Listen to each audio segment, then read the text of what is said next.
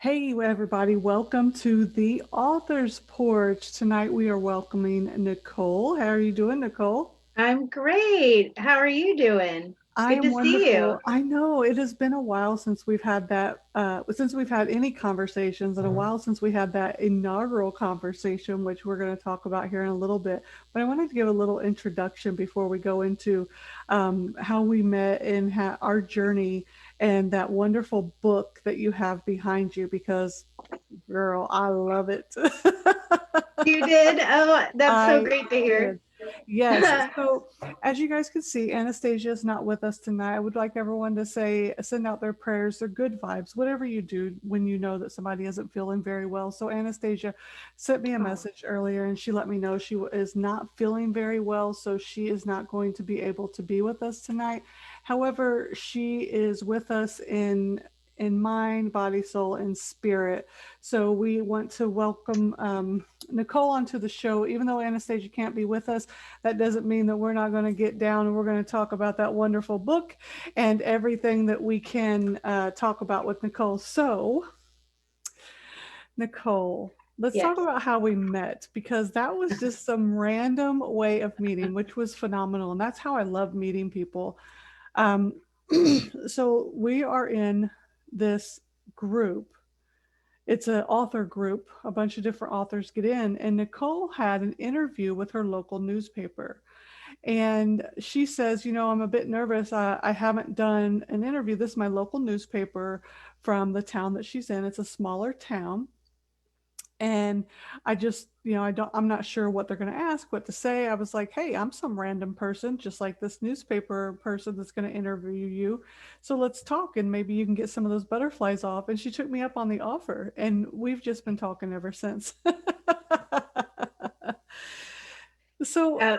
Meeting you has been such a blessing. I it's very interesting that there's people out there who just want to help and I feel in the same I feel like I'm in the same boat here. I want to help other authors. I went into this whole thing blind. I had to, do every step of the way. It's been an 8-year journey, and um, I wish I would have had somebody like you in my corner. Uh, Years ago, someone who was like, okay, just keep going. It's good. You've got this. Also, you have other talents that you bestow upon your author friends as well. So that's also a blessing. I Thank you for that. I appreciate that. But you started talking about your journey just a little bit. You said it's been an 8-year journey. Can you expand upon your journey and how you got started being an author? well, um, I was always interested in writing. I'd always written growing up, and it was something that I wanted to pursue professionally uh, as a young adult, and I never got around to it until I had the story that inspired me to do that. So I um, I had an experience in my life, and I do pull from a lot of my personal experiences, and it was just the story itself. It was just something that I needed to get out there. I thought it would entertain women, empower them, um, and make them laugh and relate. And uh, but I didn't want to do it unless I wasn't going to put it out there unless it was done right. So I decided to go and get an education in writing, and I stumbled across San Diego Writers Incorporated, which is a school here in San Diego. It's linked to UCSD and also has independent workshopping classes. So basically, for whatever phase you are in your writing journey, there's a class for you. So if you're a beginning writer, beginning fiction writer, narrative nonfiction, any kind of writing class you want, they usually have one that comes up within a couple of months. So I just started enrolling in these classes and dedicating myself to, and also once you start immersing yourself into the San Diego writers scene, then there's all these other different outlets that you can, the San Diego Writers and Editors Guild. There was So Say We All, another writers group that I kind of peeked in on a few times that I thought was really interesting. Um, but so I decided to go from the ground up, and that's exactly what I did. I went from basically beginner, intermediate, advanced writing classes, and like 10 in each category. So I just focused on the education of the writing. And then once I finished the book, which took forever because I used it as my pet project while I was going to school. Mhm. So it just constantly kept evolving, and so did my writing. So I had to keep redoing it and redoing it. And but now that I have that behind me, I can just bang out a book, in 6 months, or 4 or 5 months, and not spend 6 years on a specific project. Uh, I love that you said that you took that methodical step by step view of, I want to be a writer, I want to write a book, but now let me go and learn from the ground up. Because I will tell you that most authors just start writing and hope to figure it out as they go. I'm one of them. And what we lose in that process is a lot of our character development. Sometimes we lose some of the parts of the scenes that actually tell enough of the story to grab the readers sometimes. So I've read your book. It's good. It's real good. There's parts, and the book is Sophia Battison, but I affectionately call her Maddie, like she's called in the book, because we're girlfriends now. And that's one of the things, that I can see how you went from, you really took a lot of time and focused on your art of writing so much that you brought the readers into the story to where they wanted to be her friend. They wanted to cheer for her. They could feel the moments in those stories that they were like, "Oh, girlfriend, we got to talk," or this or the other. And I loved that about your book. So you said it took you 6 years to write the book, and were there any parts during any time throughout that 6 years that you ever thought, I don't know if I'm gonna do this, this is too no, hard? no. Uh, Wow. I'm one of those people. Once I get myself into something that I'm passionate about, I see it through. Yeah. And I just knew that it was going to take a really long time, and I needed the building blocks. But I also met some characters along the way. Years later, after the story happened, I had reached out to people that that were kind of part of this story that I didn't actually ever meet. And years later, they got a hold of me and told me the real skinny on the background of the story. So that's how I'm like, oh man, now I have to rewrite the whole thing, because this, I know all this information. But the funny thing is I had it right. I had it pretty much right, just from instinct, and knowing these characters that I created in my mind and what they would do, and how they would, because it's based on actions of real people. Mhm. And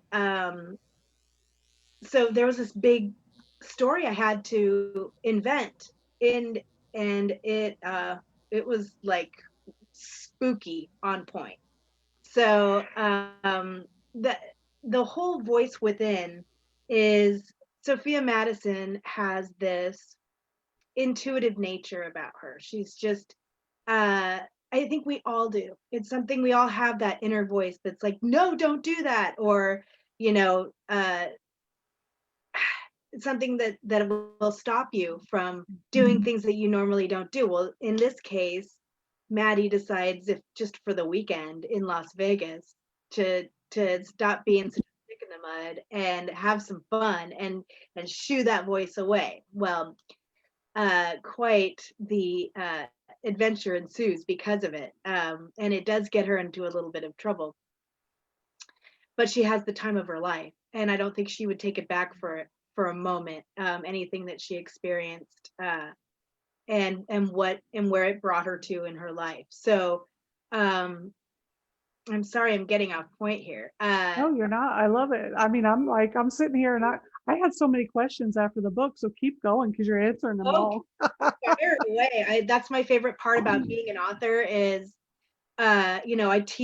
one of my favorite things about being an author is teasing my friends and family, like, you're going to be in the next, don't you mess with me because you're going to be in the next book. You So I have people that bullied me in high school that I'm still friends with. You know how relationships evolve and Yeah. change, Mhm. kids aren't exactly friendly or nice at a certain age, and everybody struggles in adolescence. But I have friends that'll they've had a ton of people apologize to me this year. Yeah, they're like, "Oh man, I do not want to be in that next book." I could just imagine. So what made you yeah, there's stories out there that people don't even realize they could write. So what made you Right. choose women's fiction chick lit over horror or crime or romance, you know? Because I mean, this isn't just a romance. This is chick lit. I mean, it's just so much more than romance. Um, Well, because the story was so much more than romance. There's a romance in the story, and there's some some scenes in there that are sex scenes and stuff like that. So that does fall within the um, romance category. However, there was such a bigger story to be told. So also, I'm a huge fan, and I think there's a big chunk missing right now um, from contemporary women's fiction, where there is that chicklet, our Sex in the City that everybody loved so much, or Bridget Jones' Diary, those movies that people found so endearing and so relatable and will watch over and over and over again. We're missing that. I haven't seen anything like that released in a really long time. So I decided to invent this new character. In the spirit of all of those wonderful women that we used to watch on the screen, um and follow her through her antics and her Yeah. inner thoughts, and she even has these bonding moments with her girlfriends when they really dish the dirt, and they Yeah. really don't hold anything back because that's how we are. and Yes. and um Yeah, and that's what's fun about being a woman. It's doing it's one thing. Yeah, that's great. But talking about it with your girlfriends is even better. You're absolutely right. And I love that those parts in the book where the bonding happens. And you're right. I mean, I didn't watch Sex and the City and Bridget Jones' Diary. I'm more of an older soul. I'm a Golden Girls Me too. girl.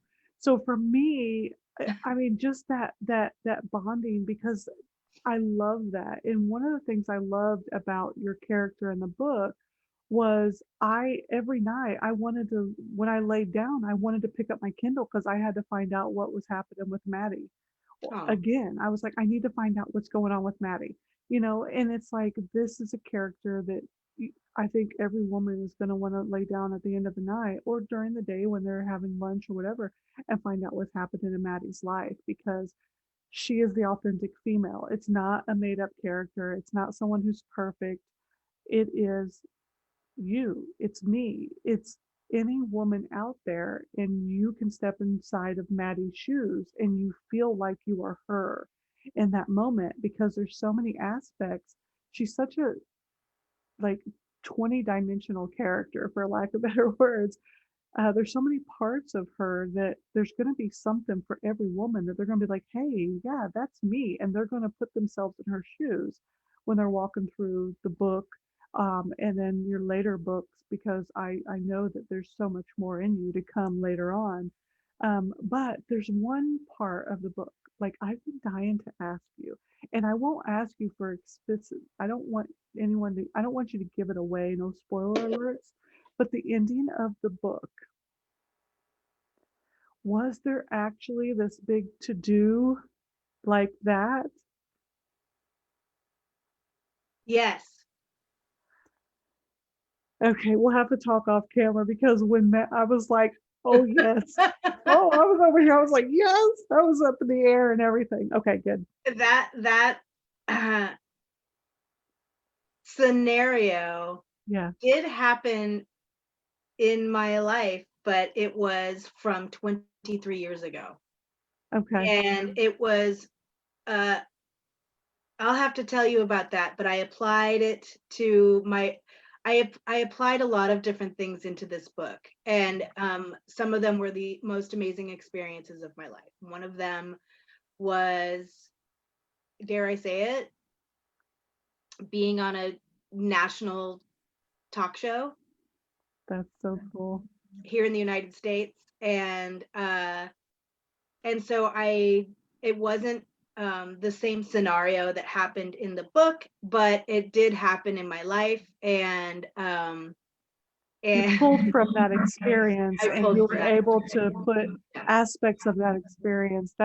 That's so cool. That gave me chills. You know, I tell you, the best thing for anybody when you read a book is to be able to talk to the person who wrote it and know those intricate details. So thank you for that because I've been dying. And you know, we lost a little bit of touch in November because I was participating in NaNoWriMo and I was like, Oh yeah, I I don't didn't make it. I didn't even know my name during that month. So Right. so so I've been dying to ask you. So what's coming up for Nicole and Maddie and your journey? What do you got on the Well, Maddie has been such a well received uh, character. So and she's got a lot of stories to tell. There's a lot that that that girl has uh, in store for her readers. So I decided to release a prequel. It's more of a coming of age story of this adventurous girl and how she kind of got to where she is. Um, and it's again, it's relatable. She bumbles, she triumphs, she laughs, she cries, she's constantly finding out more about herself. And um, I just think everybody can relate to some of the things that she's been through. This is quite a fun story. It's I would say it's young adult and slash women's fiction chick lit. I haven't worked that all out yet. I'm about halfway through, okay. and it's about the summer of 1987 when Maddie was a young girl coming into her own, and she encounters identical twins, and they're quite mischievous, Mm. and identical twin boys, and they're quite mischievous, and they pull one over on the main character. But Wow. as it fast forwards into her life as an adult and she re-encounters these two people, it's Oh a my God. game of who's fooling whom. So it's kind of a fun turnaround of events on from the young girl that she once was to the woman who has emerged, and she's quite good. That's awesome. That sounds really cool. Like I'm ready for that book. So when can we expect to read it? Because I'm ready. I'm having the cover worked on right now so that I can get it into pre-release. I'm hoping to have it out by the end of spring. Yay, super Yeah, exciting. it's not gonna, I'm gonna, it's moving really fast, and it's been so much fun, and I've decided to change. I actually um, was doing NaNoWriMo as well, and I got halted, and I had to have all my wisdom teeth out, and I'm still recovering from that at the moment. I keep looking at my chipmunk cheeks. Um, but so I've had a couple holdups. So as soon as I can sit down where I'm not foggy headed and ready just to focus and plow through it, I'm ready to rock and roll and get this thing put out for you guys. Yeah, because there is this huge gap for women to relate to characters because people continually put out characters that women can't relate to because we're like, hello, that is not me, but your character is 100% relatable. And I love that you, from the ground up, you built your writing career by going in and learning from the ground all the way up on how to build these books from a place of that educational background, and I appreciate that. And I'm super excited for your book because I loved the voices at Sophia Madison and the voices within. I read that whole entire book almost every night. I laid down and I had to find out what else was going to happen with Maddie in this story. And then NaNoWriMo happened and I wasn't able to talk to you. So this is our first time really in depth talking. So I'm super stoked that I got the answer to that one question that I had. I was like, "Oh, go girl, hey." I'll have I'll have to talk to you a little more in depth about that. Okay, I'm ready for that conversation too. We're gonna have fun on that one.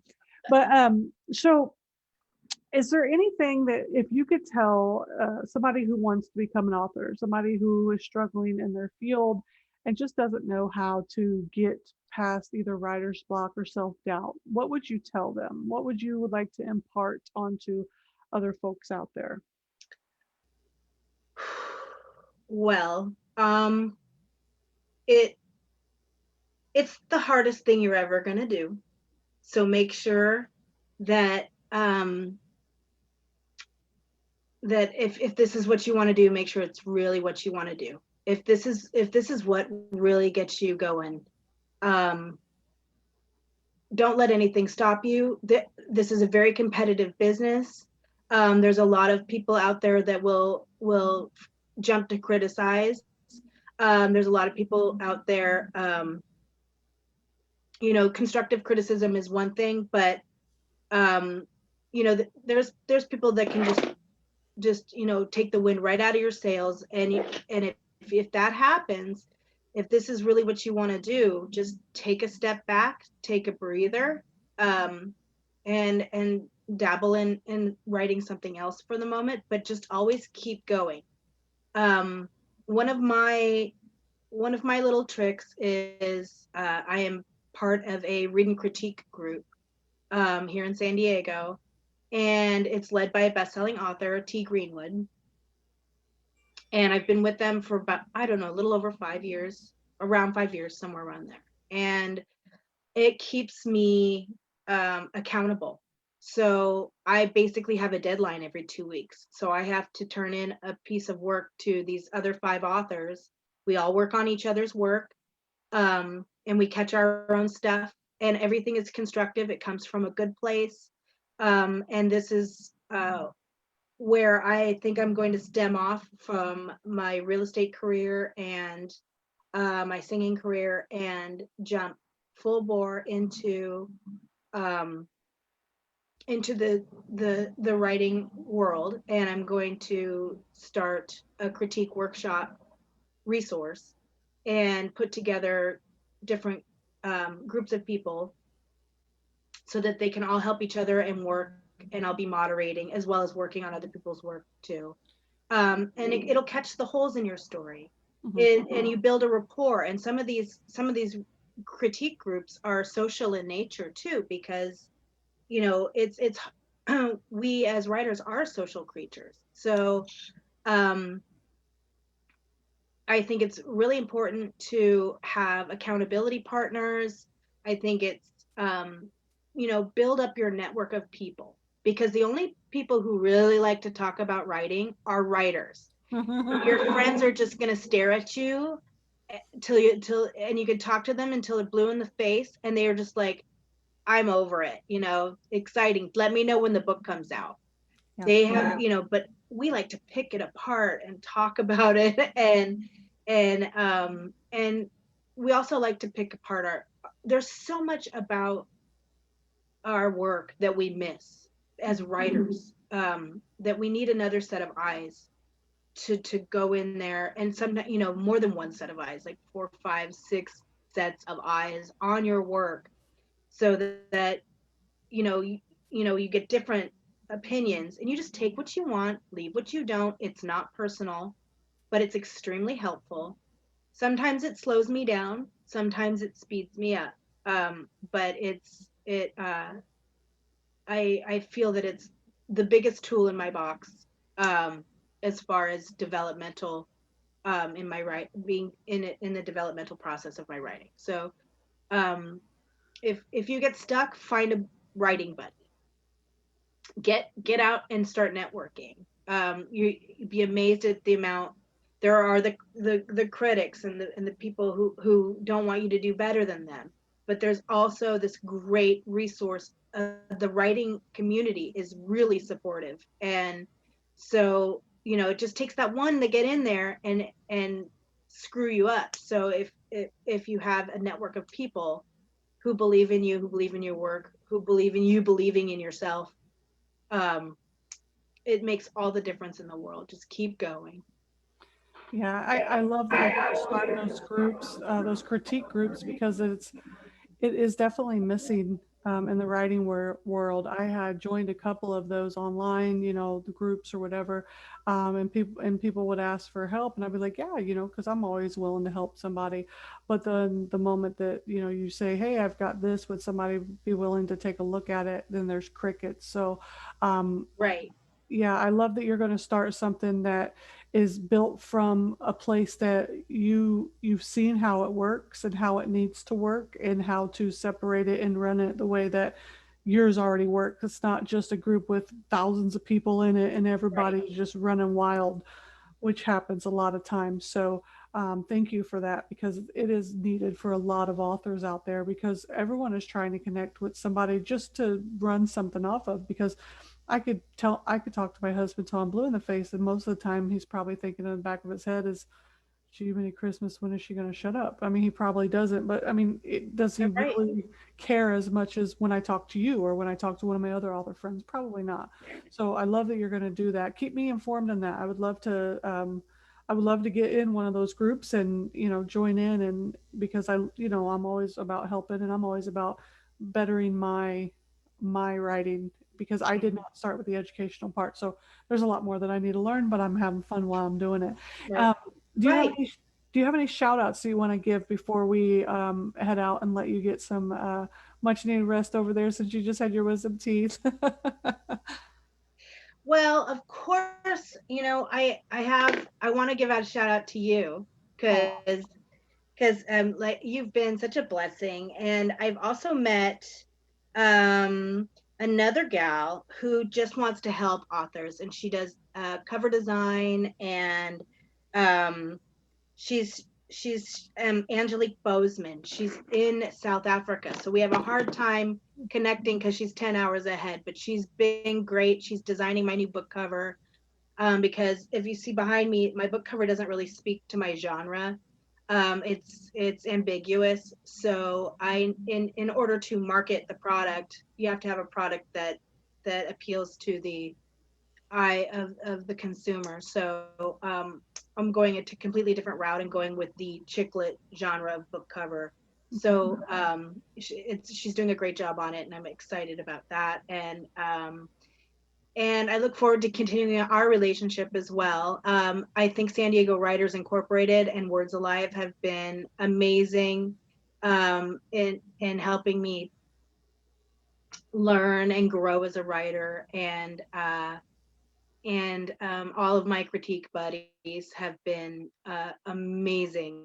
I've learned a lot from them, and I've made a lot of friends. Uh, and I can't wait to put out the next Sophia Madison book. I'm going to try and go wide with both of them. I haven't gone wide with this one. It is on Amazon.com at the moment, but it will be going wide in the next 2 to 3 months, but it's still available. Um, and I have a book signing coming up here at Bay Books in Coronado. I'm in San Diego, and uh, I have a book signing at Bay Books in Coronado, California, January 17th. It's a Sunday from 12 to 2 p.m. And that's about it. And thanks for having me. I hope to be a guest again one day. Yeah, I'm super excited that we were able to connect again. Send me all the links to all those people that you gave a shout out to. We would definitely want to put them on here and let them know the wonderful work they're doing for you. And if any other authors or folks need to connect with them, we want to make sure that we're connecting as many people as possible. Because in a world where everyone feels so alone, we want to let everyone know that you are connected. Excuse me, sorry about that. And that's what we do on the author's porch, is where every good conversation starts, is right on your front porch. Nicole, thank you so much for coming on tonight and sharing some insight into Sophia Madison and the Voices Within. I enjoyed the book wholeheartedly. I can't wait to read the next one, and I can't wait to have some more conversations off the screen with you about so many more things, and share this wonderful relationship that we built through a chance conversation that said, "Hey, talk to a stranger, you get some butterflies out," and you took me up on it, and here we are now, and this is going to continue that way. So I hope that everybody does that and takes a chance on strangers every once in a while in a safe environment. All right, guys, we're going to end it here on the author's porch. Thanks again, Nicole, and we will see you soon. All right. Bye. Merry Christmas. Happy holidays. Thanks. Bye. Bye.